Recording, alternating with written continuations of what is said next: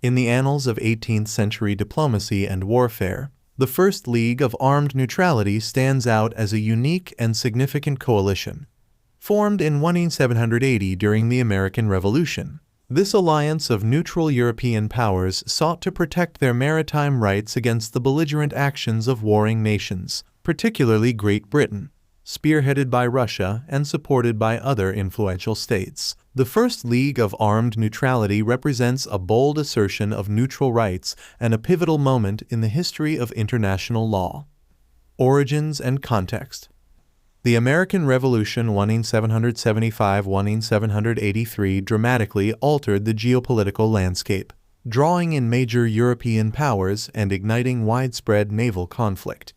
Great Britain, in its efforts to suppress the rebellion in its American colonies, imposed stringent blockades and conducted extensive searches of neutral ships to prevent supplies from reaching the revolutionaries. These actions, while aimed at crippling the American cause, severely disrupted neutral trade and infringed upon the rights of non-belligerent nations. Catherine the Great of Russia, keen to protect Russian maritime interests and assert her nation's growing influence, took the lead in addressing these violations. In February 1780, she issued a declaration that outlined the principles of what would become the First League of Armed Neutrality. This declaration emphasized the rights of neutral ships to trade freely, except in contraband of war, and the principle that free ships make free goods, meaning that neutral vessels could carry goods belonging to belligerents without interference. Formation of the League. Russia's call for a coalition resonated with other neutral European powers that had suffered similar infringements on their maritime rights.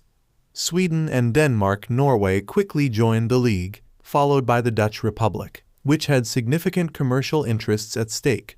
Prussia, the Holy Roman Empire, and Portugal also expressed support, though they did not formally join. The First League of Armed Neutrality was thus established as a coalition committed to defending neutral rights through diplomatic and, if necessary, military means. The member states agreed to arm their merchant fleets and convoy ships to protect them from search and seizure by belligerent navies. They also adopted a common policy that condemned the British practice of capturing neutral vessels and declared their intent to resist such actions collectively. Key principles and policies. The principles articulated by the League became foundational elements of the international law of the sea. These included: 1. Freedom of navigation. Neutral ships were entitled to navigate freely in international waters, even when carrying goods destined for or originating from belligerent nations, provided these goods were not contraband. 2. Definition of contraband. Contraband was limited to goods directly used for war, such as weapons and ammunition, thereby excluding general trade goods. 3. Right to convoy. Neutral powers had the right to escort their merchant ships with armed naval vessels to prevent unauthorized searches and seizures. 4. Collective security. An attack on a neutral convoy was considered an affront to all members of the League, warranting a unified response. Impact and legacy. The First League of Armed Neutrality had a significant impact on international maritime practices and the broader conduct of the war. By asserting these principles, the League effectively challenged British naval supremacy and its enforcement of blockades. Although Britain did not formally recognize the League's principles, the presence of armed escorts and the unified stance of neutral powers forced a degree of restraint in British actions.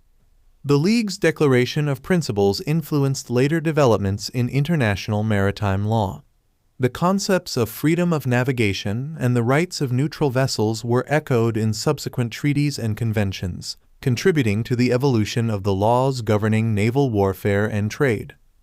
However, the League faced limitations and challenges.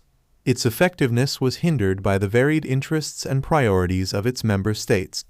The coalition was primarily diplomatic rather than military, and the enforcement of its principles relied heavily on the threat of collective action rather than direct confrontation.